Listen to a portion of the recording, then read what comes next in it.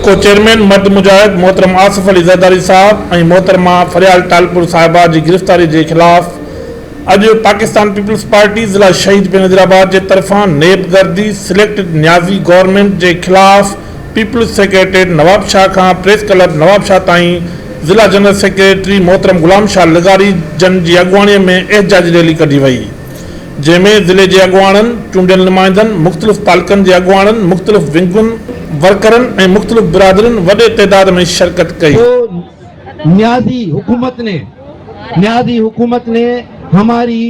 निहत्ती बहन मोहतरमा फरियाल टालपुर साहिबा को रात के 12 बजे गैर कानूनी और गैर इखलाकी जेल हॉस्पिटल से जेल मुंतकिल किया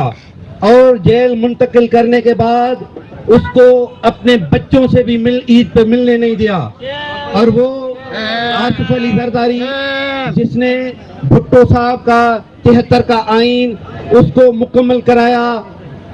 18वीं तरमीम पास करवाई, सूबों को खुद मुख्तियारी दी, सीपेक का मुआहदा कराया, ईरान गैस पाइपलाइन का मुआहदा कराया। ऐसे वफाक परस्त जिसने मुल्क टूटने पे था पाकिस्तान खप्पे का नारा लगाया, उसको अपने जेल में मैसूर और मजबूर करके बच्चों से भी नहीं मिलने दिया गया। हम उस पे एक ही बात करेंगे। मकबूजा कश्मीर में आप देखो निहत्ते कश्मीरियों को मैसूर और मजबूर मोदी सरकार ने किया है और पाकिस्तान में न्याज़ी हुकूमत ने हमारे कायदीन को मैसूर और मजबूर करके अपने बच्चों से भी नहीं मिलने दिया। जबकि मुझे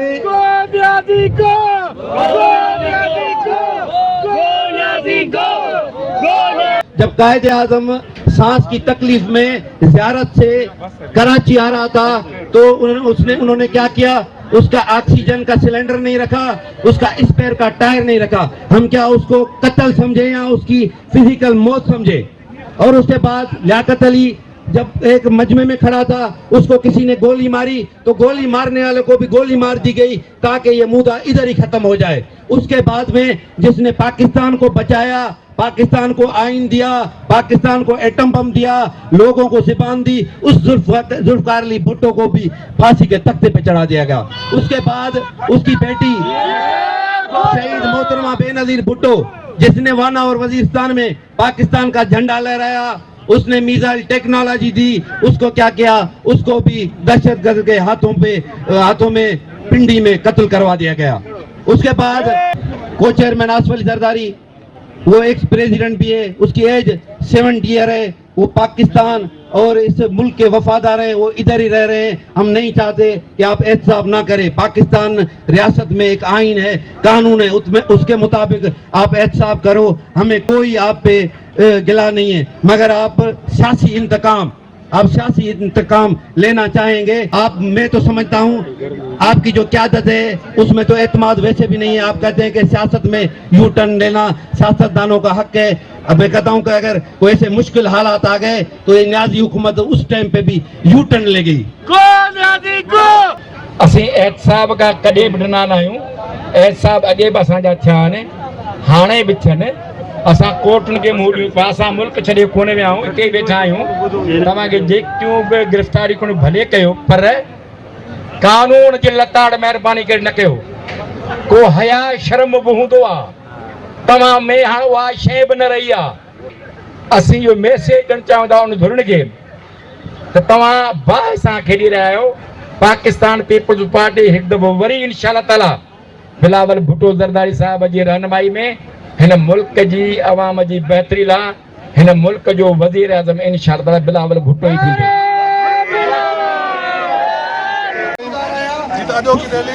पार्टी डिस्ट्रिक्ट शहीद बेनज़ीराबाद की तरफा पंहिंजा चेयरमैन को चेयरमैन मोहतरमा आसिफ अली ज़रदारी अॼु फरियाल टालपुर साहिबा ऐं पंहिंजी क़यादत सां तहत वफ़ा जी रैली आहे। तव्हां ॾिठो त असांजी मान वारी भेण अदी फरियाल टालपुर साहिबा जेकी हॉस्पिटल में एडमिट हुई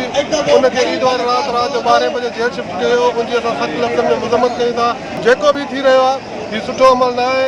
मां वक़्त जे हुक्मराननि खे इहा तंबीह कंदुसि त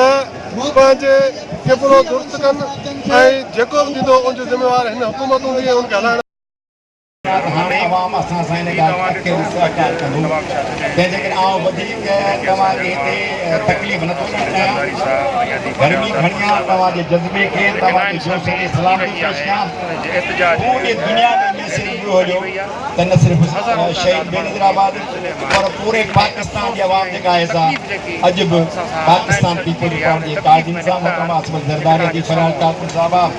ऐं प्लस बिलावल भुट्टो ज़रदारी साहब जेके बि असांजा लीडर आहिनि उन सां गॾु तव्हांजी वॾी महिरबानी तव्हांखे तकलीफ़ हूंदी आहे असीं हुन मुहबत था कयूं ऐं पूरी टीम खे हेतिरी बहितरीनु प्रोग्राम अरेंज करण ते आउं तव्हांखे सलाम थो पेश कयां महिरबानी हिते असांजे हिन जलसे में असांजो MLA मीर सैयद गुलाम मुस्तफ़ा शाह साहब जन मुल्क खां ॿाहिरि हूंदे बि उन्हनि दोस्तनि शिरकत कई आहे असां उन्हनि खे बि भली कार चऊं था ज़िले काउंसिल जो मेंबर गुलाम मुस्तफ़ा उन्नड़ साहब ज़ुबैर जमाली ऐं ॿिया तक़रीबन गुलाम कादर सेठार बाबू चांगे इलाही सारा दोस्त गॾु थिया आहिनि ख़ालिद जमाली नौजवान जेके दोस्त आहिनि सभिनी जी लख लख महिरबानियूं इमरान खान जमाली जीए भुट्टो लाठी गोली की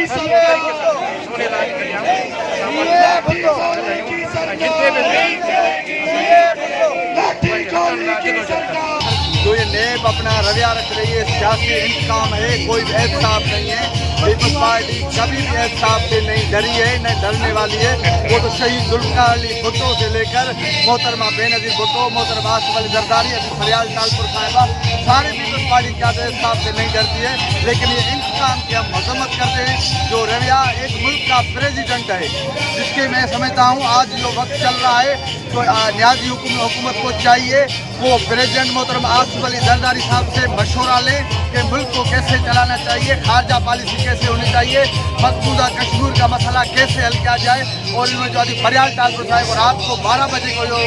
शर्मनाक अमल किया है हम उनकी मजम्मत करते हैं ये बात यहाँ ख़त्म नहीं होती है इंशाअल्लाह पार्टी क़यादत के हुक्म के इंतज़ार में जो भी हुक्म होगा पार्टी क़यादत के हुक्म पर लबैक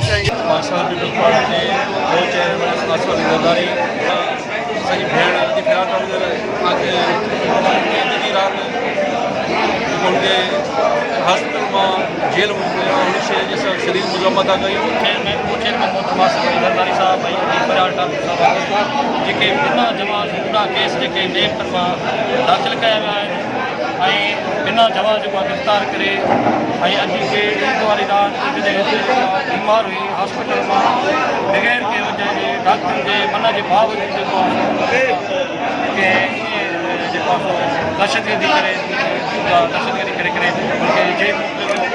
आसपा भुट्टो ज़रदारी जेका आहे उनखे मुलाक़ात न करण ॾिनी वई इन जे असां सख़्तु लफ़्ज़ में मज़म्मत था कयूं इस्लामाबाद में वेठल निदान खे त पाकिस्तान पीपल्स पार्टी जा जेके वर्कर आहिनि उहो पंहिंजी लीडरशिप सां गॾु आहिनि ऐं का बि इनशाह ताला वधीक असांजी लीडर जेको बि हुकुम कंदो असां नेशनल हाईवे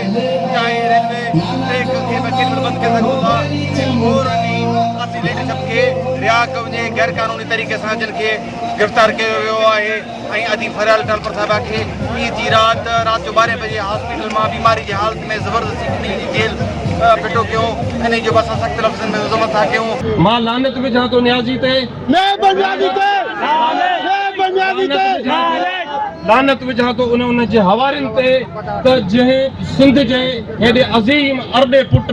आसिफ अली ज़रदारी ते कूड़ा केस ठाहे उन जी टीम ते कूड़ा केस ठाहे ऐं असांजी सिंध जी न्याणी जेकी सकाफ़त जे ख़िलाफ़ आहे उनखे गिरफ़्तार कयो छा हुनखे मुशरफ ख़तमु न करे सघियो हिनखे ज़िया ख़तमु न करे सघियो हिनखे हिन मुल्क जा डिक्टेटर हिन मुल्क जा इदारा हिन मुल्क जा जेके ख़ालिक मालिक आहिनि उहे ख़तमु न करे सघिया त इमरान नियाज़ी तुंहिंजी टके जी औकात न आहे तूं असांखे कुझु नथो करे सघीं तूं नादान ही तो ज़ुल्फ़िकार अली भुट्टो जो रूप ई न ॾिठो आहे तो शहीद बेनज़ीर भुट्टो साहिब जो रूप ई न ॾिठो आहे उहो रूप अची वियो आहे उहो रूप आयो आहे उहो रूप हिते मौजूदु आहे ही पाकिस्तान पीपल्स पार्टी मज़लूमनि जी शागिर्दनि जी हारियुनि जी उन्हनि जी पीपल्स पार्टी आहे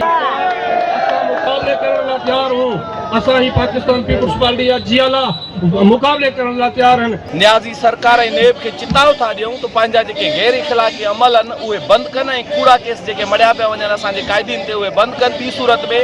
असां न फ़क़ति इस्लामाबाद पर पूरी पार्लियामेंट जे हिसाब सां ऐं तुंहिंजे वज़ीर आज़म हाउस जो घेराव करे इहो तव्हांखे ॿुधाईंदासीं त सॼा जाला हींअर तव्हां ॾिसी सघो था त हेॾी गर्मी में केॾे प्यार भई बाबू सां पंहिंजे लीडरशिप जी मोहबत में निकिता आहिनि ऐं सुभाणे जॾहिं हिननि खे कावड़ आई त पोइ हिननि खे केरु कोन रोके सघंदो जीअं असां सदा इदारनि जो जुडिशल जो हिन पाकिस्तान जे आवाम जो एतिराम कयो आहे पर इमरान ख़ान इहो ॿुधी छॾ त जेल आसिफ ज़रदारी साहब लाइ का नई ॻाल्हि कान्हे। असां न्याज़ी गवर्नमेंट खे ऐं हिननि एजेंसियुनि खे इहो पैगाम ॾिनो आहे त तव्हां जेको आसिफ साहब खे फरियाद खे तव्हां जेल में विझी